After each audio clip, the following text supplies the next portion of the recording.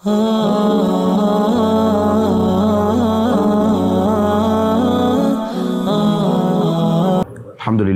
wassalatu wassalamu ala rasulillah. Segala puji dan puja kehadirat Allah subhanahu wa ta'ala, juga salawat dan taslim kepada Nabi besar Muhammad sallallahu alaihi wa ala alihi wa sahbihi wasallam. InsyaAllah pada hari Jumat yang mulia ini, selepas asar seperti ini ada waktu mustajab. Semoga seluruh ibadah kita yang pernah kita kerjakan, yang sedang kita kerjakan, dan juga yang akan kita kerjakan sampai menjelang ajal datang nanti diterima dengan pahala yang sempurna. Dan semoga semua dosa yang pernah kita kerjakan, sengaja tidak sengaja, kecil ataupun besar, semua dimaafkan oleh Allah subhanahu wa ta'ala. Dan semoga Allah satukan kita semua di surga firdaus yang tanpa hisab. Mari satukan dalam majlis ilmu yang mulia ini tentunya. Allahumma amin. Baik, kita akan masuk teman-teman sekalian membahas salah satu surah yang semua umat Muslim hafal. Di dalam juz 30. Dengan judul kita, Waktumu adalah Hidupmu. Surah Al-Asr. Semua kita menghafalnya, 3 buah ayat yang mulia dari surah ini. Turun, kata Imam Syafi'i rahimahullah, kalau tidak turun dari ayat Al-Quran kecuali surah ini, maka sudah cukup. Allah subhanahu wa ta'ala berfirman, A'udzubillahi minasyaitonirrajim, wal asri innal insana lafi khusr, illa alladhina amanu wa amilus solihati wa tawasaw bil haqqi wa tawasaw bis sabr.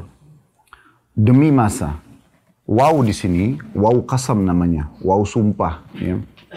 Seperti kalau orang bilang, wallahi. Nah, itu waw sumpah. Mirip juga dengan surah Al-Fajr. Allah bilang, wal fajr. Ya. Demi waktu subuh, gitu kan, Allah bersumpah. Nah, Allah tidak bersumpah dalam kitabnya yang mulia Al-Quran, kecuali memang ada informasi penting.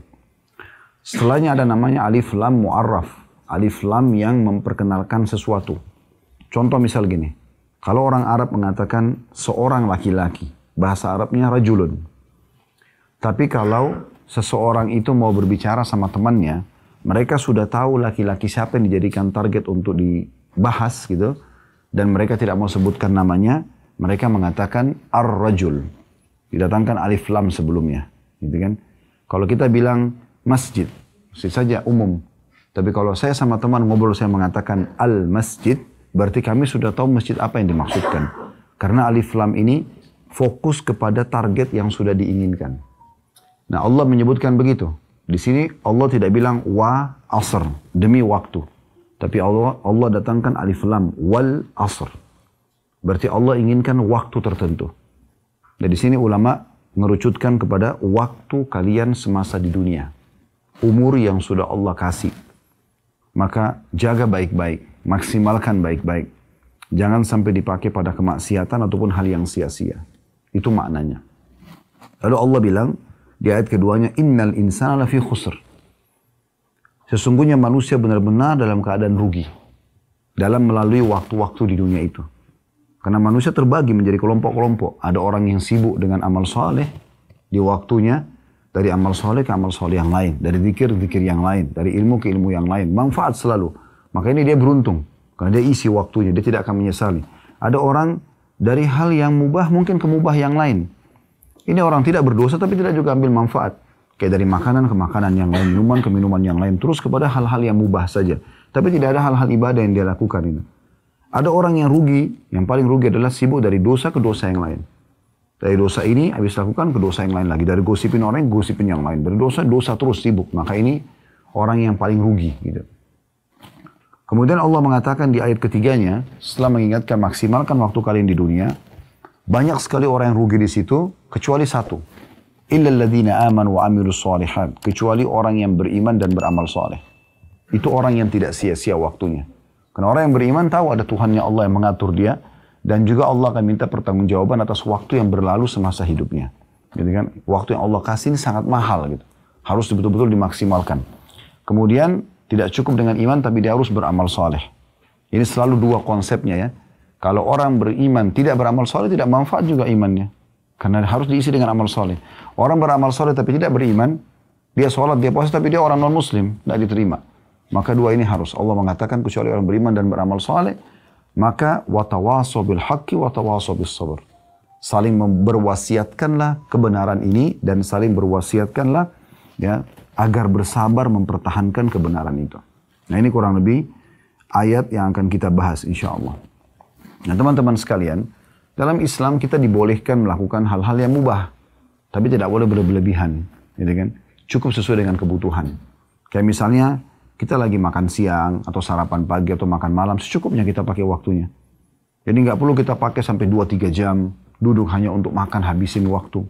Padahal sebenarnya kita hanya butuh setengah jam maksimal sudah cukup misalnya. Maka coba maksimalkan kegiatan yang lain, sibukkan kepada yang lain. Kalaupun kita harus masuk kepada hal yang mubah seperti tidur, mandi, ya, makan tadi, maka pakai secukupnya. Tidur juga pada saat kita butuh. Makan pada saat kita butuh kita. Selebihnya usahakan hal-hal yang bermanfaat. Dan jangan pernah sibukkan diri di waktu-waktu itu dengan dosa-dosa. Karena nanti akan diisi dengan penyesalan. Orang yang mengisi waktunya dengan dosa, maka dia akan menyesal. Jangankan orang yang berbuat dosa teman-teman. Orang yang tidak sempat mengisi waktunya dengan amal soleh, itu sudah cukup membuat dia menyesal nanti pada hari kiamat. Ada kisah unik. Talha bin Ubaidillah rahimahullah radhiyallahu anhu, sahabat Nabi yang mulia di kota Madinah ini, pernah menerima tawaran dari Nabi SAW menampung 3 orang yang baru masuk Islam. Datanglah 3 orang itu, karena mereka baru masuk Islam, tidak ada keluarganya di Madinah, maka Nabi bilang siapa yang tanggung? Talha bin Ubaidillah, orang kaya di Madinah. Dan beliau orang soleh, salah satu dari 10 orang yang masuk surga. Maka beliau mengatakan, saya Rasulullah, saya tanggung mereka. Tinggallah di rumah Talha, dibiayailah hidup kedua orang ini. Subhanallah, berjalan waktu terjadi peperangan. Orang yang pertama dari 3 orang ini mati syahid. Berjalan waktu lagi, terjadi lagi peperangan. Orang yang kedua dari mereka, dari 3 orang ini, ikut perang mati syahid juga. Berjalan waktu lagi, orang yang ketiga mati tapi di atas ranjangnya. Mati di atas ranjangnya. Yang terjadi, Talha bin Ubaidillah radhiyallahu anhu mimpi, ketiganya dalam mimpinya ini. Jadi yang paling depan di surga adalah orang yang mati di atas ranjang. Kemudian datang di belakangnya orang yang meninggal mati syahid yang nomor 2. Dan yang paling belakang orang yang mati syahid yang pertama. Maka kata Talha bin Ubaidillah, ya Rasulullah tadi malam saya mimpi begini. Bagaimana kami memahami mimpi ini gitu. Karena kan yang pertama mati syahid, yang kedua mati syahid, yang ketiga cuma mati di atas ranjang. Kok bisa yang mati ketiga ini lebih baik gitu. Lebih di depan di surga, lebih tinggi derajatnya. Maka kata Nabi SAW, bagaimana kau bisa pungkiri itu hai Talha? Dari mana kau bisa memungkiri tentang sholatnya, tentang puasanya, tentang zikirnya? Di umur yang Allah kasih, lebih berapa hari dari teman-teman yang mati syahid. Jadi artinya kalau teman-teman diberikan kesempatan umur dan bisa beramal soleh, jangan disia-siakan. Karena 1 hari aja itu mahal sekali. Terjadi juga di masa Nabi SAW dalam riwayat sahih, ada 2 orang bersahabat sama umurnya. Sama-sama masuk Islamnya. Subhanallah, salah satunya mati terbunuh, mati syahid. Pekan depan baru meninggal temannya, tapi mati biasa. Ini kejadian mirip kayak tadi. Orang kan kalau mati syahid pasti orang sudah anggap, oh luar biasa keutamaan. Tentu punya keutamaan memang. Tapi di sini kita lihat bagaimana orang kalau maksimalin waktu. Maka setelah menyolati jenazah orang yang kedua, orang yang pertama Nabi sholat itu juga mati syahid. Orang yang kedua mati biasa di atas ranjangnya, mati kena ajal datang, disolati oleh Nabi SAW. Lalu Nabi bilang begini setelah sholat, bagaimana menurut kalian tentang orang ini dibandingkan temannya dia yang pekan lalu? Maka kata para sahabat, ya Rasulullah, semoga saja orang ini yang baru kita sholatin bisa mencapai derajat sahabatnya karena persahabatannya maksudnya. Karena kan yang pekan lalu mati syahid. Kata Nabi SAW, di mana kau dengan ibadahnya orang yang baru mati ini sepekan? Sesungguhnya ketahuilah perbedaan derajat antara orang yang baru kita sholat yang mati di atas ranjang dengan orang yang mati syahid pekan lalu antara langit dan bumi. Maksudnya lebih tinggi orang ini. Jadi teman-teman kalau Allah kasih kesempatan walaupun 1 menit saja, jangan disia-siakan. Sekarang begini, sebagai bahan muhasabah saja, introspeksi diri buat kita semua. Tentu dimulai dari saya. Kalau seandainya teman-teman, ini kita bicara kalau seandainya. Seseorang antara kita menghadapi malaikat maut. Dan itu pasti terjadi. Datang kepada kita, terus kemudian akan mencabut ruh kita. Tapi malaikat maut bilang begini, saya memberikan kesempatan, telah diizinkan Allah untuk kamu tertunda ajalmu setengah jam. Setengah jam lagi saya akan cabut ruhnya. Kira-kira setengah jam itu akan antum pakai apa? Oke. Saya mau tanya gini, apakah pada saat itu kita masih berpikir untuk cari restoran favorit kita? Masih maukah kita duduk ngobrol sama teman-teman? Masih maukah kita pergi ke mall cari baju favorit kita? Atau apa saja urusan dunia? Coba renung ini. Tidak ada. Kalau perlu setengah jam itu kita pakai bertobat, kita pakai sholat, tadi kita pakai sedekah, kita pakai berzikir, kita bayar utang mungkin yang kita belum bayar, kan begitu. Harusnya kita nggak usah tunggu kejadian ini. Karena kalau malaikat mau datang, Allah mengatakan tidak akan ditunda. Ya. Kata Nabi SAW pada saat belum melewati satu kuburan, beliau mengatakan kepada para sahabatnya untuk memberikan peringatan. Demi zat yang jiwaku dalam genggaman, demi Allah, sesungguhnya yang ada dalam kuburan ini sekarang, lebih dia cintai 2 rakaat sholat sunnah kalian dibandingkan dunia dan seluruh isinya. Artinya kalau orang ini hidup sekarang, dia akan mengejar sholat 2 rakaat yang kalian sempat kerjakan, itu lebih dia suka daripada dikasih dunia dan seluruh isinya. Coba renungi teman-teman, berapa banyak orang yang meeting meninggalkan sholat Jumat, meninggalkan sholat wajibnya, ya, orang tuanya telepon tidak dipedulikan, banyak kesempatan emas, amal soleh yang dia sia-siakan. Ini kenapa? Karena memang dia tidak subhanallah, menyia-nyiakan. Nah, tujuan kita taklim sore ini untuk itu. Ya, bagaimana kita coba memaksimalkan waktu kita, isi dengan hal-hal yang bermanfaat. Selalu tanyakan, dari bermanfaat yang satu, bermanfaat yang lain. Bahkan, usahakan teman-teman sekalian, kalau kita kerjakan hal-hal mubah, ada nilai pahalanya. Bagaimana caranya Ustaz? Sekarang makan, bisa nggak akan jadi dapat pahala? Minum, tidur, ya, ngobrol, bisa nggak dapat pahala semua? Bisa. Syekh Abu Bakar Jazair rahimahullah, salah satu ulama yang pernah mengajar 40 tahun di Masjid Nabawi, sudah meninggal beliau. Beliau banyak punya karya tulis, diantaranya Minhajul Muslim yang kami bedah ada di YouTube ya. Beliau pernah merincikan masalah itu. Bahwasanya hadis Nabi SAW, innamal amalu binniyat, semua sesuai dengan niat, wa innamal likulli imri'in ma nawa, semua orang akan dibalas sesuai dengan niatnya. Ini menandakan dari hadis ini, bisa saja seseorang dengan niatnya, itu dia mengalihkan sesuatu yang mubah menjadi sunnah. Contoh misal, kalau kita ngantuk, dan kita katakan, ngantuk, tidur langsung. Hanya sekedar ingin menghilangkan ngantuk atau capek kita. Mubah. Nggak dosa, nggak pahala gitu kan. Tapi ini bisa kita ubah menjadi pahala. Bagaimana caranya? Niatkan dalam hati, kalau tidur yang akan kita kerjakan itu untuk memberikan hak tubuh yang Allah amanahkan. Kita niat begitu, ini sama niat saja nih, pengalian niatnya gitu kan. Maka akhirnya tidur kita yang 6 jam, 7 jam ini, itu akan ya, berubah menjadi pahala. Karena kita nggak mungkin ngantuk kecuali memang penciptanya, Allah yang memberikan kita rasa ngantuk. Sinyal kalau tubuh kita sedang butuh istirahat kan begitu. Jadi jangan cuma sekedar ngantuk, plak, langsung tidur gitu. Enggak, tapi bagaimana kita niatkan, oh ini untuk memberikan hak tubuh yang sedang Allah amanahkan. Karena memang tubuh harus dirawat kan. Tidak usah kita bicara kita masih hidup. Meninggal saja jadi jenazah, bukankah jenazah harus dimandikan? Kenapa jenazah dimandikan? Padahal toh sebentar masuk tanah dan dimakan oleh belatung tanah jasadnya. Yang hidup kan ruhnya, gitu kan? Karena memang Allah SWT meminjamkan kepada kita itu dan kita harus menjaganya. Apalagi orang yang hidup, gitu kan? Mandi juga begitu. Allah SWT memberikan kepada kita mandi segar. Kita merasa lebih segar. Ya, kalau kita tubuh ini lagi butuh pembersihan, kita diberikan oleh Allah rasa gerah. Maka dengan mandi kita segar. Kalau kita mandi saja cuma sekedar segarin badan, biasa. Karena nggak mau gerah, maka mubah. Tapi kalau kita niat memberikan hak tubuh kita, yang Allah amanahkan sehingga kita rawat, maka menjadi pahala. Begitu juga dengan tidur, begitu juga dengan yang lainnya. Kita niatkan tidur untuk memberikan hak tubuh kita agar istirahat. Dan semua itu bisa menjadi pahala di sisi Allah Subhanahu Wa Taala. Ada sebuah hadis Nabi SAW yang perlu kita renungi, hadis Bukhari. Kata Nabi SAW, ni'matani magbulun fihima kathirun minan nas. Ada 2 nikmat Allah yang melimpah sebenarnya. Orang semua bisa rasakan. Tapi dilalaikan oleh banyak manusia. Banyak manusia anggap remeh. Yaitu yang pertama, as-sihhatu. Kesehatan. Dan yang kedua, wal-faraq. Waktu lowong. Ya. Jadi waktu lowong ini teman-teman bukan untuk dipakai buang-buang gitu. Tapi dipakai hal yang bermanfaat. Kan?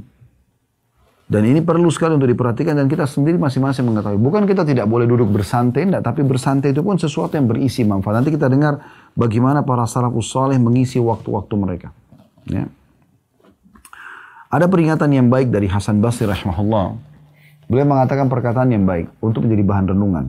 Beliau mengatakan, Ibna Adam innama anta ayyamun kullama dhahaba yawmun dhahaba ba'duk. Artinya, wahai anak Adam, kamu hanya kumpulan-kumpulan hari. Setiap kali harimu berlalu 1 hari, maka pergilah sebagian dari dirimu. Jadi sebenarnya teman-teman yang dilakukan oleh orang-orang muslim, bangga dengan ulang tahunnya, merasa hebat, prestasi itu keliru. Kita justru harus hati-hati itu. Ya. Karena Allah SWT kalau memberikan kita kesempatan umur, bukan untuk mabuk-mabukan, bukan untuk maksiat, justru untuk beribadah. Semana sudah kita jelaskan tadi, 2 riwayat tentang kisah orang yang meninggal tapi sempat beribadah sepekan saja beda dengan temannya, sudah cukup beda derajatnya di sisi Allah Subhanahu wa ta'ala. Umar bin Abdul Aziz rahimahullah, seorang khalifah Umayyah yang berkuasa dari tahun 99 sampai 101, 2 tahun beliau berkuasa. Sebagian ulama ada yang mengatakan dia adalah khalifah Rashidah yang kelima. Maksudnya setelah Abu Bakar, Umar, Uthman, Ali, dia yang kelima. Karena solehnya luar biasa gitu. Yang jelas banyak nasihat beliau yang sangat unik ya, dan menyentuh hati. Di antaranya beliau mengatakan, innal laili wan nahar ya'malani fika fa'mal fihima. Ketahuilah bahwasanya malam dan siang itu bekerja untukmu. Jadi siang dari pagi tadi sampai sore begini ini Allah siapkan, ini sedang bekerja buat kita. Dia siapkan dirinya buat kita gitu. Begitu juga malam nanti juga bekerja untuk kamu. Maka bekerjalah ya dengan memaksimalkan keduanya. Jadi jangan sampai kita sia-siakan. Teman-teman sudah tahu Umar bin Khattab radhiyallahu anhu itu kalau tidur malam, beliau selalu letakkan ada genangan ember air bejana di dekat ranjangnya. Dan kalau beliau tidur, beliau seringkali meletakkan tangan di bawah pipi atau kadang-kadang digeser sedikit. Kalau dia terbangun dan tersentuh dengan air itu, maka dia bangun dan tidak pernah lagi tidur, diisi dengan sholat malam. Karena ingin memaksimalkan waktunya. Imam Nawawi rahimahullah, pernah dengar Imam Nawawi ya? Meninggal belum 40 tahun, karya ilmiahnya sangat banyak. Banyak sekali. Hadis 40, Arba'in Nawawi, ada Riyadus Shalihin, ada banyak. Beliau itu teman-teman kalau mau tidur malam, ini caranya dia ya. Bukan berarti saya minta teman-teman begitu, tapi lihat bagaimana mereka maksimali waktu. Imam Nawawi rahimahullah itu belajar di 13 guru dengan 13 kitab sehari. Jadi kayak Bapak Ibu sekarang hadir begini sekali belajar sama kami, ini 13 kali pertemuan begini dalam sehari beliau buat. Orang kalau kuliah pun sekarang itu maksimal 5 materi, 6 gitu kan. Ini beliau 13 kitab di 13 guru, berbeda-beda bahasannya. Dan tidak cukup, saya tidak berhenti, tidak mengatakan, aduh sudah deh saya sudah belajar tadi capek. Enggak. Pulang ke rumah nih, dia bersih-bersih, kemudian dia mulai pada saat mau tidur, dia ambil buku, kitab. Yang dia belum pelajari pada hari itu, kitab lain.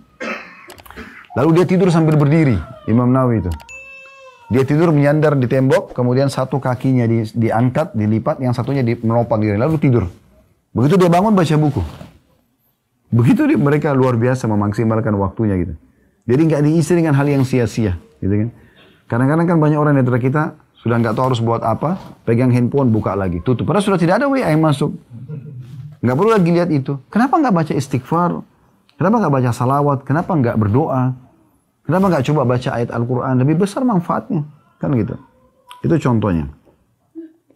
Imam Ahmad mengingatkan, rahimahullah mengatakan, aku hanya melihat masa muda itu, yang selalu orang anggap, saya masih muda, atau waktu lowong itu, seperti sesuatu yang menempel di bajuku, dan dia jatuh.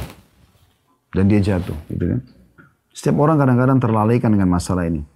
Abul Walid Al-Baji, rahimahullah, juga berkata, jika aku telah mengetahui dengan sangat yakin bahwa hidupku di dunia ini seperti 1 jam di akhirat.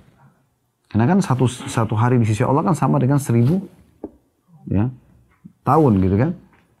Jadi besar sekali waktu di akhirat. Dari waktu dunia ini pendek. Kalau aku tahu bahwasanya waktuku di dunia ini dibandingkan akhirat sama dengan 1 jam saja waktu akhirat, maka mengapa aku tidak bakhil dengan waktu hidupku untuk melakukan perkara yang sia-sia dan hanya kujadikan hidupku ini dalam kebaikan dan ketaatan saja. Abu Bakar mengingatkan radhiyallahu anhum, statement beliau yang menarik. Beliau mengatakan, inna lillahi haqqan bin nahari la yakbaluhu bil lail. Ketahuilah ada hak-hak Allah di siang hari. Allah enggak terimanya di malam. Ya. Walillahi haqqun bil lail la yakbaluhu bin nahar. Dan Allah punya hak di malam hari, tidak diterima di siang hari. Maksudnya maksimalkan. Kayak tahajud, kan cuma di malam hari. Sekarang kalau kita luputkan tahajud itu, berarti kita nggak bisa kerjakan sekarang. Begini rasional teman-teman sekalian. Kalau ada peluang amal soleh jangan disia-siakan. Karena peluangnya tidak terulang. Nggak terulang. Gitu kan? Contoh misal, ada orang tidak sholat subuh tadi misalnya di masjid. Contoh saja. Ya. Itu kota yang besar, dia tidak sholat subuh. Anggaplah dia punya udzur misalnya. Ketiduran lah apa segala macam. Dia tidak berdosa karena dia ketiduran. Dia tidur, dia sholat di kamarnya misalnya, atau di rumahnya. Baik, perlu dia ketahui dan disadari oleh dia, bahwasanya subuh itu akan dia temukan di catatan amalnya hari kiamat, tidak sholat berjamaah di masjid. Dan tidak bisa diubah. Nggak bisa diubah itu. Nggak usah itu teman-teman sekalian. Saya punya pengalaman yang seumur hidup saya sesali itu. Subhanallah, maksudnya penyesalan positif sini ya. Pernah transisi perubahan waktu sholat. Teman-teman di Indonesia Barat sering rasakan. Sebenarnya di Indonesia juga terjadi sih ya. Tapi kadang-kadang ada waktu tertentu kita hampir setengah 12 sudah azan duhur. Gitu kan. Sampai saya bilang sama teman-teman tim, kalau setengah 12 sudah azan duhur, berarti kita live-nya jam 12 gitu kan. Habis duhur. Nah, kalau ada juga waktunya sampai jam 12, 12.10 baru azan gitu kan. Pernah transisi subhanallah ada tamu datang ke rumah.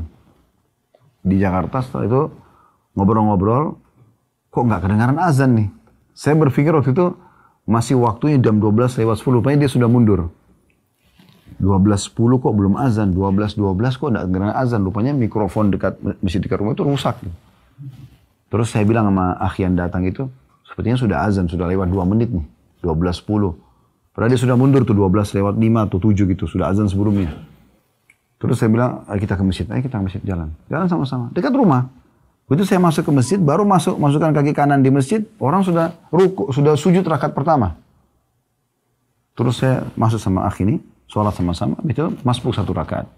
Tapi setelah salam teman-teman sekalian, saya jadikan bahan introspeksi diri sendiri. Saya sampai mengatakan subhanallah, ya, saya bahkan tidak bisa minta sama imam kembali dong ke rakaat pertama karena saya mau ikut dari takbiratul ihram. Gak bisa. Tercatat di buku amal saya, sholat duhur itu di hari itu masbuk 1 rakaat dan tidak bisa diperbaiki. Permasalahannya itu kalau amal soleh. Kalau kita nggak jeli mencari kesempatan untuk memaksimalkannya maka susah. Ya.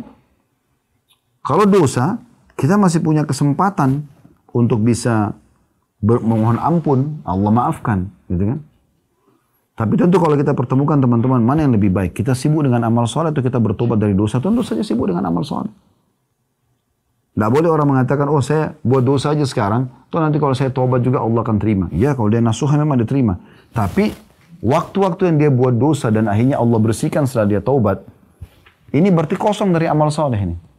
Yang mungkin satu amal soleh cukup mengangkat derajat dia yang tinggi di surga. Dari mana kita tahu? Mungkin senyum dengan seorang muslim, mungkin ini, mungkin itu. Cukup mengangkat derajat yang sangat jauh di surga. Perbedaan jauh sekali. Sampai Nabi SAW pernah mengatakan atau kepada satu orang sahabat, ketahuilah, atau beberapa orang sahabat, ketahuilah, aku diperlihatkan orang dari umatku yang keliling dan menikmati istana di surga. Dan fasilitasnya itu dari duri yang dia pindahkan dari jalanan. Mungkin agak remeh kan? Duri, paku. Itu saja dipindahkan, yang orang banyak anggap remeh, itu sudah cukup. Dia kata Nabi SAW, dia menikmati begitu luar biasa kehidupannya di surga. Menikmati semua segala macam. Jadi amal-amal soleh itu tidak bisa kita anggap remeh. Makanya kata Nabi SAW, la tahkiranna minal ma'rufi syai'a. Jangan kalian pelit-pelit dengan amal soleh. Jangan kena kecil kita anggap gak usah dikerjakan. Ingat, ibadah sunnah juga perintah agama. Selalu, itu kan sunnah. Seakan-akan begitu. Kenapa nggak puasa Senin Kamis? Itu kan sunnah. Zikir pagi petang sunnah. Salat qobliyah, duha, qiyamul lail sunnah. Umrah sunnah. Tapi sunnah itu perintah agama. Kenapa nggak dikerjakan? Apa fungsinya amal-amal sunnah? Fungsinya akan membantu amal wajib Bapak Ibu sekalian. Kan begitu dalam hadis Bukhari. Kata Nabi SAW, awal amal hisab hari kiamat adalah salat. Kalau dia baik, maka beruntunglah dia. Dalam riwayat lain, akan membantu amal-amal lain. Kalau dia buruk sholatnya, maka akan rugilah dia. Riwayat lain akan mengganggu amal-amal lain. Akan mengganggu amal-amal lain. Dan kalau sholat wajibnya ada yang kurang, Allah Subhanahu wa Ta'ala berfirman kepada para malaikat, carilah amal-amal sunnahnya, sholat sunnahnya. Kalau ditemukan, maka akan menyempurnakan kekurangan sholat wajib. Coba bayangkan. Mungkin ada kita lupa wudu, kurang khusyuk. Ternyata sholat duha, sholat qobliyah, sholat tahajud, sholat witir, semua sholat taubat, tahiyat masjid, ini bisa membantu menyempurnakan itu. Kalau sudah sempurna sholat wajib kita, ini akan menambah ekstra pahala. Dan kata Nabi SAW, itu berlaku pada semua amal-amal umumnya. Maksudnya, Puasa sunnah akan bantu puasa wajib. Sedekah akan bantu zakat. Umroh akan bantu haji. Akan terbantu dengan amal sunnah itu. Amal sunnah juga yang banyak dianggap remeh oleh orang ini teman-teman sekalian. Itu adalah penyebab datangnya cintanya Allah. Sebagai pencipta. Gitu kan. Kata Nabi SAW, Allah berfirman, La yazalu abdun yataqarrabu ilai bin nafal hatta uhibbu. Seorang hamba terus dekatkan diri kepadaku dengan amal-amal sunnah sampai aku mencintainya. Kalau aku mencintainya, fa'idha ahbabtu, kuntu lahu sam'u liyasma'u bihi. Aku akan menjaga pendengaran yang digunakan untuk melihat. Basaru yabsuru bihi, dan penglihatan yang digunakan untuk melihat. Penglihatan yang digunakan untuk melihat. Wa yadu ladhi yabtishu bihi, dan tangan yang digunakan untuk menjamah. Wa rijul ladhi yamshi alaihi, dan kaki yang digunakan untuk melangkah. Jadi Allah akan jaga orang dengan amal-amal sunnah. Maka jangan dianggap remeh ini, jangan kena, oh ini amalan kecil, nggak usah, nggak apa-apa. Padahal sebenarnya penting. Ada nasihat yang baik juga dari Rabi'ah rahimahullah. Dia seorang ulama tabi'in. Dia menasihati seseorang tabi'in yang lain namanya Sufyan ats-Tsauri. Sufyan ats-Tsauri ini ulama di Mekah. Terkenal dengan julukan Sajjad. Orang yang suka sekali sujud. Dan dia kalau sujud di depan Ka'bah nggak angkat kepalanya sampai semua hajatnya sudah dituangkan kepada Allah. Terkenal sekali ibadahnya. Tapi ada temannya dia, ulama yang lain, pernah nasihati dia. Nasihatnya akhirnya dinukil oleh para ulama. Karena nasihatnya menarik itu. Rabi'ah berkata kepada Sufyan ats-Tsauri rahimahumullah semuanya, Innama anta ayyamu ma'dudah. Sesungguhnya kau adalah bagian seperti bagikan ya hari yang dapat dihitung. Fa idza dhahaba yawmun dhahaba ba'du. Kalau telah berlalu hari maka berlalu sebagian dari dirimu. Wa yushiku idza dhahaba al-ba'd an yadhhaba al-kull. Ketahuilah kalau sudah pergi sebagian dari harimu maka akan pergi seluruhnya nantinya, gitu kan? Wa anta ta'lam. Sementara kau mengetahui masalah itu. Fa'mal. Oleh karena itu berbuatlah. Berbuat. Jangan sia-siakan. Imam Syafi'i rahimahullah mengatakan, ya, Sahabtu sufiyya falam astafidu minhum siwa harfaini. Aku pernah bertemu dengan orang sufi, tapi aku tidak pernah ambil manfaat dari mereka kecuali 2 huruf saja. Kata Imam Syafi'i rahimahullah. Ahaduhuma qauluhum. Salah satu dari 2 manfaat itu adalah perkataan mereka yang sering mereka saling nukil. Al-waqtu sayfun fa in lam taqta'hu qata'ak. Waktu itu bagikan sebilah pedang yang kalau kau tidak memotongnya dia akan memotongmu. Jadi ini semua nasihat-nasihat tentang masalah waktu tersebut. Ya. Ada nasihat yang baik dari Ibnu Qayyim rahimahullah. Ya. Beliau mengatakan waktu manusia adalah umurnya yang sebenarnya. Waktu tersebut adalah waktu yang dimanfaatkan untuk mendapatkan kehidupan yang abadi dan penuh dengan kenikmatan. Maksudnya di akhirat nanti. Dan terbebas dari kesempitan dan azab yang pedih di kubur. Ketahuilah bahwa berlalunya waktu lebih cepat daripada berlalunya awan atau mendung yang ada. Barang siapa yang waktunya hanya untuk ketaatan dan beribadah kepada Allah, sibuk dari ibadah ke ibadah yang lain, maka itulah waktu dan umur yang sebenarnya. Selain daripada itu tidak dinilai sebagai kehidupannya, namun hanya teranggap sebagai kehidupan binatang ternak saja. Bersama dengan hewan ternak. Atha bin Abi Rabah rahimahullah, seorang ulama tabi'in di Mekah pernah memberikan nasihat kepada orang-orang di sekitarnya. Dia mengatakan, harusnya seseorang di antara kita malu pada saat dipaparkan buku amalnya hari kiamat. Dia tidak temukan, enggak usah bicara masalah ketaatan, enggak urusan yang bermanfaat secara duniawi, juga enggak ada urusan hal ya akhiratnya. Maka semuanya sia-sia. Ada orang begitu subhanallah, duduk ngobrol kosong yang tidak ada manfaatnya sama sekali. Ya. Sampai ada seseorang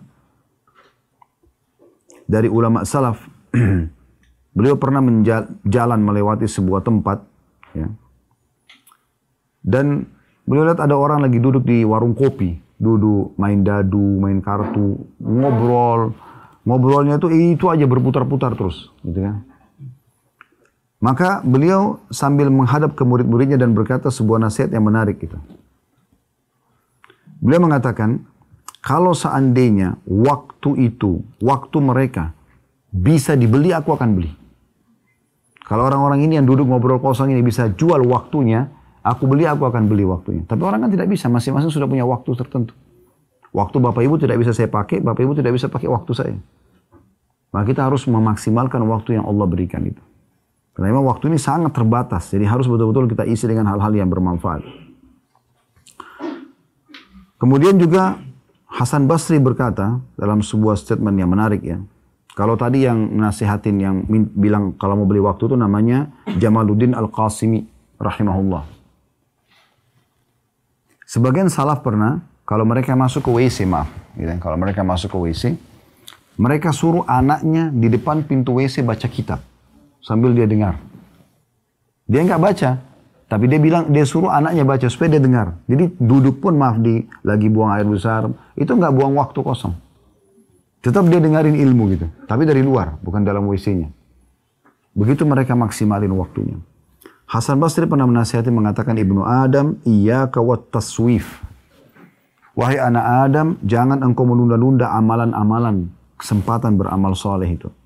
Fa innaka biyaumika walasta bighadin. Karena sungguhnya yang kau miliki adalah hari ini. Sementara hari esok itu belum tentu kau miliki. Fa in yakun ghadan laka fakun fi ghadin kama kunta fil yaum. Kalaupun Allah masih kasih kau umur besok, maka lakukan seperti apa yang bisa kau lakukan pada hari ini, maksudnya dari amal saleh. Wa illa yakun laka lam tandam ala ma farratta fil yaum. Karena kalau kau lakukan itu, maksudnya besok kau sibukkan lagi, kalau hari ini kau sibukkan dengan amal saleh, karena ini harimu sekarang. Kalau besok lagi kau dapat waktu, masih ada dikasih umur, buat lagi hal yang sama, maka pada saat kau meninggal kau tidak akan pernah menyesali itu selamanya. Saya sering menasihatin diri sendiri teman-teman, karena duduk introspeksi. Karena kita kalau tidak kontrol diri kita begini, akhirnya kita terbawa pada arus-arus yang tidak ada manfaatnya. Apalagi kalau kita terlalu luas pergaulan dengan orang-orang yang jauh dari Allah SWT, ini bahaya sekali. Ya. Jadi yang kita miliki sebenarnya adalah hari ini. Bapak Ibu kalau mau tahu umurnya, umur Bapak Ibu ini yang sudah berlalu. Yang kedepannya kita tidak tahu umur kita. Misal saya sekarang 47 tahun misalnya. Saya tahunya ini umur saya. Bapak Ibu yang sini umur 50 tahun, betul itu umurnya. 30 tahun, betul itu umurnya. Itulah umur kita. Karena itu sudah kita laluin kan. Itulah umur kita. Jangan selalu menghayal umur saya ke depan. Lalu lihat orang-orang yang sudah tua. Ada yang 80 tahun, mungkin saya juga seperti dia. Mungkin, tapi bisa saja tidak. Tapi umur kita sebenarnya yang sudah berlalu ini. Dan harusnya kita maksimalkan hari ini. Hari ini milik kita. Hari ini sering saya bahasakan, bahkan sempat saya jadikan sebagai sebuah tema, ceramah. Hari ini adalah hari emasmu. Hari yang kita hidup sekarang. Bapak Ibu sekarang ada di sore hari-hari Jumat ini, di tanggal ini, di hari ini, di detik ini adalah hari emas kita. Kenapa? Karena kalau berlalu masa lalu kita dengan dosa-dosa, detik ini kita bisa bertaubat. Kalau berlalu dengan amal soleh, detik ini kita bisa ulangi. Gitu kan? Menambah tambahan amal kita pada hari kiamat. Selebihnya ke depannya kita tidak tahu. Kita cuma bisa programin. Kita nggak tahu. Dapat atau tidak kita nggak tahu. Jangan-jangan lalai. Karena kita semua pasti akan meninggal dunia. Tidak mungkin tidak. Jadi tidak ada ceritanya orang itu kemudian tidak meninggal dunia. Itu mustahil. Ya. Bapak, ibu misalnya seorang olahragawan. Makanannya selalu sehat. Hidup di lingkungan yang asri. Tetap aja meninggal. Kalau ajalnya datang, meninggal. Ada orang yang tinggal di tempat yang kotor, penuh dengan sampah. Belum ajal, tidak meninggal. Ada di Makassar, paman kami. Beliau Masya Allah prestasinya luar biasa. Profesor di bidang ekonomi dan banyak prestasi yang didapatkan gitu. Meninggal di umur 47 tahun. 46 meninggal. Di rumah beliau ada tantenya, itu hidup sampai umur 80 tahun, 90 tahun. Padahal tantenya ini sudah tidak bisa jalan gitu, karena kan harus dituntun ke kamar mandi. Tapi kalau ajal datang begitu, tidak melihat gitu kan. Jadi jangan selalu menghayal dengan kulit yang masih kencang, umur yang masih muda, dan selalu lihat orang yang lebih tua, ini keliru. Karena ajal bisa datang kepada siapapun. Berapa banyak orang meninggal masih muda, gitu kan. Beruntunglah orang yang bisa memaksimalkan harinya ini. Nah, saya mengajak dari saya dan teman-teman sekalian, kalau hari-hari lalu kita punya dosa, kita bertobat kepada Allah SWT. Ada amal soleh, sekarang kita maksimalkan dengan amal soleh tersebut. Jangan pernah berhenti untuk beramal soleh. Jangan pernah berhenti untuk menuntut ilmu. Isi terus dengan hal-hal yang baik. Dan jangan merasa terlambat. Pernah ada seseorang di perang Khaybar. Di zaman Nabi SAW. Ini keberuntungan yang Allah kasih gitu. Tapi dia tutup hidupnya dengan amal soleh. Dia lihat pasukan Nabi SAW yang mengepung benteng Khaybar. Khaybar kurang lebih 170-180 kilo dari sini. Di kepung benteng Khaybar itu, dan dia lihat umat Islam Dia belum pernah lihat ada pasukan perang seperti itu. Maksudnya mereka tuh menyerang kapan diinstruksikan oleh Nabi. Mereka nggak ada merusak, nggak bunuh hewan-hewan gitu kan. Terus malam hari mereka mengaji, baca Quran. Dan orang Arab ini faham apa yang dibaca, karena pakai bahasa Arab. Dia tertarik, dia datang kepada seseorang sahabat lalu menanyakan, kalian ini siapa? Agama apa? Ceritakan oleh sahabat tersebut tentang Islam, segala macam. Bahkan mereka keluar kenapa, mereka berharap mati syahid itu masuk surga. Diceritakan panjang lebar. Tertariklah orang Badui ini untuk masuk Islam. Dia mengatakan, saya mau masuk agama kamu. Kata sahabat ini, di depan sana ada Rasulullah. Datang aja langsung ke sana. Datanglah orang ini kepada Nabi SAW, lalu masuk Islam, syahadat dia.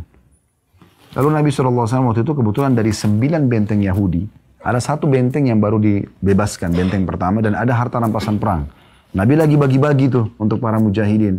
Terus Nabi SAW bilang kepada sahabat yang membagi harta rampasan tersebut, berikan juga kepada orang ini. Maksudnya sahabat yang baru masuk Islam nih. Karena dia masuk Islam di saat pembagian harta rampasan. Kata orang itu, ya Rasulullah, saya masuk Islam bukan untuk ini. Saya masuk Islam karena saya mengejar apa yang sahabat-sahabat Anda kejar. Mereka mengatakan keluar dari Madinah ke sini jauh-jauh. 180 kilo. Zaman itu pakai kuda atau jalan kaki kan jauh sekali. Kalau kita sekarang pakai mobil mungkin lah. Kecepatan 100 km per jam mungkin bisa 1,5 jam atau 2 jam sampai gitu. Saya ingin seperti mereka. Saya berharap ada anak panah Yahudi. Lepas dari benteng ini, tunjuk benteng itu. Lepas kemudian kena dada saya di sebelah sini, dia tunjuk titik dadanya, dan tembus di sini. Kemudian saya mati syahid, saya masuk surga. Kata Nabi SAW, Allah akan berikan kalau kau ikhlas. Kalau kau tulus, Allah kasih itu. Gitu kan? Maka, pisahlah dia dengan Nabi SAW, berkecamuk perang. Nah kebetulan strategi orang-orang Yahudi pada saat itu berperang, memang seperti tadi yang digambarkan oleh orang ini. Dia saksikan dari awal peperangan. Jadi mereka itu tidak berani menghadapi muslimin secara langsung, mereka lepaskan anak-anak panah dari dalam benteng. Gitu kan? Serang umat Islam, sekian ratus, sekian ribu anak panah mungkin dilemparin gitu kan. Ya nasib-nasib kan, kalau membunuh ya mereka terima itu yang mereka harapkan. Yang jelas ada 1 anak panah lepas di antara sekian banyak anak panah dan kena orang ini. Subhanallah, anak panah itu kena di titik yang dia tunjuk. Di dada sebelah kirinya tembus di tempat yang dia tunjuk. Waktu selesai serangan panah orang-orang Yahudi, Nabi SAW kumpulin jenazah yang mati terbunuh dari sahabat. Dan di antaranya orang ini. Kata Nabi SAW, apakah orang ini tadi yang baru masuk Islam? Kata para sahabat, iya ya Rasulullah. Kata Nabi SAW, Maha suci Allah ya, yang telah benar dengan janjinya. Siapa yang mau melihat orang ya, ahli surga yang belum pernah sujud sekalipun, maka lihatlah orang ini. Kalau Allah berikan taufik begitu. Jadi kalau kita punya kesempatan amal soleh, jangan sia-siakan. Jangan sia-siakan. Dunia ini teman-teman bukan target kita. Target kita akhirat. Dunia boleh kita lalui. Umat Islam boleh mengejar prestasi dunia, tapi bukan target utama. Sholat berhenti semuanya. Nggak ada, jangan pertemukan dan jangan seimbangkan bahkan antara pekerjaan dunia dengan urusan akhirat. Nggak. Dahulukan akhirat dari dunia itu benar. Seimbang aja nggak boleh. Itu Allah sebutkan dalam surah Al-Qasas.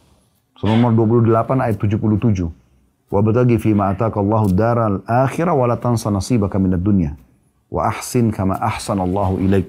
Al-ayah. Artinya, kejarlah apa yang Allah janjikan untuk di akhirat sana nanti. Surga dan seluruh fasilitasnya. Dan jangan lupakan bagianmu dari dunia. Tapi akhirat dahulukan dulu. Dan berbuat baiklah. Ya, patuhlah pada Allah. Sebagaimana Allah telah berbuat baik kepadamu. Jadi kita memaksimalkan kehidupan kita ini. Dan jangan sampai kita terlalaikan. Ingat teman-teman. Kebiasaan mendahulukan dunia dari akhirat ini akan membuat kita tertutup hidup kita dengan itu. Makanya Ibnu Qayyim rahimahullah pernah melihat sendiri depan mata kepalanya ada seseorang pedagang, setiap kali diingatkan sholat gak mau dengar segala macam. Pada saat dia mau meninggal Ibnu Qayyim ketemu. Lalu Ibnu Qayyim mendengarkan sendiri, dia mengatakan waktu disuruh syahadat, dia mengatakan baju itu yang bagus, kain itu yang bagus, 5 dirham, 10 dirham. Dia kayak orang dagang sampai meninggal. Karena itu memang yang dia tuh targetnya itu. Tapi di saat subhanallah targetnya akhirat beda. Dia akan dahulukan semua akhirat. Kami coba terapin itu. Kalau Bapak Ibu datang ke Ajot di Jakarta restoran kami, 10 menit sebelum azan tidak boleh terima orderan. Larang supaya nggak boleh. Semua harus sholat. Bapak-bapaknya tamu kita ajak ke masjid. Ibu-ibunya ada musola. Kita ajak sholat gitu kan. Nah kemudian kalau yang mau cari restoran lain silakan, tidak masalah. Tidak usah takut dengan rezeki. Tidak pernah kosong orang datang. Bahkan orang datang kadang-kadang merasa nyaman saja. Mereka ikut sholat bersama kita. Ada kultum di masjid mereka ikut gitu kan. Karena dari satu sisi juga, waktu kami pertama buka restoran di Kalibata sebelum pindah ke Condet dulu, itu ada beberapa restoran di sebelah kami di mall. Karena setiap kali mau sholat, kami turunkan rorindornya, terus kita pasang, sedang sholat kita. Dipasang gitu. Jadi ada beberapa staf pegawai-pegawai dari restoran-restoran sebelah, tempat-tempat sebelah kami dulu datang. Bicara sama beberapa staf di Ajwad gitu. Di sini disuruh sholat ya? Iya. Enak sekali ya. Kita ini jangankan disuruh sholat, Jumat aja nggak boleh sholat. Karena pemiliknya orang non-muslim. Yang perempuan disuruh buka jilbab. Kenapa kita teman-teman yang Allah amanahkan rezeki dan perusahaan segala macam, tidak coba terapkan Islam di perusahaan kita? Orang non-muslim itu maksa orang kita untuk tidak sholat, disuruh buka aurat, dan segala macam hal. Gitu. Kenapa kita tidak coba ini? Nah ini kita perlu dahulukan akhirat itu daripada dunia. Gitu kan? Wajibkan, kalau kami wajibkan untuk ada program tahfidz Quran, tahsin. Mereka belajar dulu Al-Quran, mereka tahfidz Quran. Bahkan kalau bisa hafal Quran dalam 2 tahun, kita kasihin uang, bonus. Kasih 10 juta uang, gitu kan. Jadi ada yang datang kerja sama kami itu hanya mau ikut tahfidz Qurannya saja.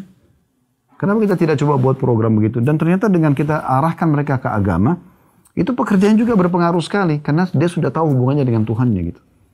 Nah ini contoh-contoh juga dalam pemaksimalan waktu itu. Nah ini Ibnu Qayyim rahimahullah menyampaikan kisah ini betul-betul kisah yang terjadi di masa beliau. Dan bagaimana dia lihat dengan mata kepalanya gitu. Dan memang teman-teman kalau kita kembali kepada dasar kenapa kita diciptakan, memang untuk itu. Kalau Bapak Ibu tanya untuk apa saya ada di muka bumi ini, memang untuk ibadah. Apakah saya diciptakan untuk sholat Ustaz, untuk puasa, untuk sedekah, untuk mengaji, untuk duduk majelis ilmu, untuk bakti sama orang tua, untuk jenguk orang sakit? Jawabannya iya. Memang untuk ini kita hidup. Bukan untuk yang lain gitu. Jadi kalau ada orang menomor 2 kan ibadah, kemudian dia dahulukan urusan yang lain, maka ini berarti tidak paham tujuan hidupnya. Itu yang Allah sebutkan dalam surah Az-Zariyat. Surah nomor 51 ya. Di ayat 56 sampai 58. Wa ma khalaqtul jinna wal insa illa liya'budun. Aku tidak ciptakan jin dan manusia kecuali untuk beribadah kepadaku. Ma uridu minhum min rizqin wa ma uridu minhum an yut'imun. Aku tidak pernah berharap mereka memberikan aku rezeki, kata Allah dengan ibadah itu. Dan aku juga tidak ingin mereka memberikan aku makan. Innallaha war-razzaqu dzul quwwatil matin. Allah itu zat yang maha perkasa dan juga ya, pemberi rezeki. Pemberi rezeki dan sangat kuat, sangat kokoh. Nggak butuh dengan makhluknya. Allah itu samad. Allah yang tidak berbutuhkan pada siapapun dan semua bergantung pada dia. Dan Allah menyebutkan juga dalam surah Al-Mu'minun. Surah nomor 23 ayat 115. Afahasibtum annama khalaqnakum abathan wa annakum ilaina la turja'un. Apakah kalian mengira kami menciptakan kalian sia-sia dan tidak akan kembali kepada kami? Itu enggak mungkin, gitu kan? Jadi harus kita sadari ini tujuan awal kita diciptakan. Dan memang untuk ibadah. Jadi Bapak Ibu luangin waktu untuk pergi umroh begini, sebenarnya ini tujuan hidup memang. Ini bukan karena ngisi waktu, bukan. Tujuan hidup memang untuk ini. Untuk haji, untuk umroh, untuk sedekah, duduk di majelis ilmu seperti ini. Bukan di waktu lowong, bukan. Memang harus dilowongkan waktunya. Karena memang tujuan kita untuk itu hidupnya. Ingat teman-teman, sebagai penutup kita akan buka pertanyaan setelah ini. Penyesalan akan ada di akhir. Penyesalan selalu datang terakhir. Dan jangan pada saat itu sudah datang baru kita menyesal, nggak ada gunanya. Jangan tunggu penyesalan terjadi. Banyak ayat Al-Quran menyebutkan tentang masalah penyesalan, gitu kan? Banyak sekali. Dan ayat-ayat tentang masalah ini betul-betul sangat gamblang, sangat jelas. Gitu. Di dalam surah Al-Mu'minun ayat 99 Allah mengatakan gitu. Qala rabbi irji'un. Ayat 100 la'alli a'malu salihan fima tarakt. Orang-orang nanti pada saat mau wafat dari orang-orang kafir, orang yang banyak berbuat dosa, mereka mengatakan, wahai Tuhanku, kembalikan aku di dunia. Semoga saja saya bisa beramal soleh dari amal-amal soleh yang aku sia-siakan. Mereka begitu, tapi kita jangan tunggu ini. Bapak Ibu sore ini mendengarkan dari kami, ini peringatan dari Allah Subhanahu Wa Taala. Ya, jangan tunggu nanti kematian datang baru kemudian kita menyesal, itu nggak ada gunanya. Dan di akhir surah Al-Munafiqun juga begitu Allah sebutkan. Ya. Wa anfiqu mimma razaqnakum min qabli an ya'ti ahadakumul maut fa yaqulu rabbi laula akhartani ila ajalin qaribin fa asaddaq wa akun minas salihin. Allah SWT mengatakan infakkan, keluarkan apa yang kalian miliki itu. Dan jangan sampai seseorang dari kalian datang ajalnya baru dia mengatakan, ya Allah tolong terlambatkan beberapa saat saja supaya aku bisa bersedekah dan aku termasuk orang-orang saleh. Kalau Allah bilang wala yu'akhirallahu nafsan idza jaa ajaluha. Tapi ketahui Allah tidak akan mungkin tunda ajal orang kalau sudah datang. Allah khabirun bima ta'malun. Allah akan memberitahukan apa yang kalian kerjakan. Jadi jangan tunggu penyesalan itu datang baru kita mau menyadari. Gak ada gunanya. Mumpung sekarang. Dan ingat teman-teman, Allah tidak akan pernah turunkan tangan dari langit untuk memberhentikan kita dari kelalaian kita atau maksiat kita. Ada orang begitu. Kenapa kamu nggak tobat? Iya ya, kapan ya? Seakan-akan tunggu Allah turunkan tangan berhentiin dia. Itu nggak mungkin. Peringatan Allah sudah ada dari dalam kitab Al-Quran. Peringatan Allah dari lisan Nabi Muhammad SAW. Nabi sudah meninggal, dilanjutkan oleh para da'i dan para ulama. Harusnya kita menyadari, sudah ada. Ya. Nanti teman-teman di akhirat, orang kalau masuk neraka itu, masuk dalam neraka dalam kondisi yakin dengan keadilan Allah. Dia tahu karena Allah tidak pernah suruh dia berbuat dosa, dia buat sendiri, dia zalimi dirinya. Dia lah yang riba, dia lah yang mencuri, dia yang menggibah, dia yang memfitnah, dia yang memukul, dia segala macam. Maka dia rasakan akibat perbuatannya. Jadi Allah tidak pernah menzalimi siapapun. Oleh karena itu selamatkan diri kita sendiri teman-teman. Tidak ada yang bisa menyelamatkan. Kami dan teman-teman da'i yang lain cuma bisa teriak-teriak seperti ini. Keputusan di tangan Bapak Ibu sekalian. Beruntunglah orang yang mendengar kemudian dia merenungi lalu menerapkan dalam hidupnya. Itu berarti keberuntungan buat dia. Gitu kan? Tapi orang kalau cuma sekedar mendengar kemudian menganggap ya sudahlah, ya bahasan itu, ya bagus ya, cuma sebatas itu ya tidak ada manfaatnya buat dia. Jadi tidak membawa pada perubahan. Padahal sebenarnya majelis ilmu diharapkan ada perubahan. Kalau teman-teman bubar dari majelis ilmu merasa ada rasa takut kepada Allah, ada rasa menyesal terhadap waktu yang terlalaikan atau amal saleh yang terlewatkan, maka itu target daripada majelis ilmu itu sendiri.